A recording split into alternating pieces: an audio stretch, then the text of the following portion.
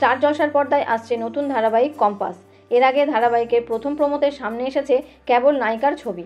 ধারাবাহিকের নায়িকার ভূমিকায় দেখা যাবে নবাগতা অভিনেত্রী পর্ণা চ্যাটার্জিকে। ছোট পর্দায় তার এটাই প্রথম কাজ। মূলত মডেলিং করেন এই অভিনেত্রী। টেন্ট প্রযোজনার হাত ধরেই আসছে কম্পাস। সদ্যই প্রকাশ্যে এলো কম্পাসের দ্বিতীয় প্রোমোর শুরুতেই সুন্দর কলেজের দৃশ্য, বেজে উঠেছে শাহরুখ কাজলের বিখ্যাত সেই গান।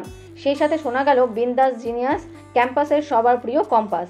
সবাই যখন সিলেবাস শেষে দৌড়ে, তখন কম্পাস বলে যে আসল জীবন কিন্তু সিলেবাসের বাইরে। ফের শোনা যায় জীবনের যত চাপ, যত দুঃখ পাওয়া কম্পাসের কাছে আসলেই সব হাওয়া।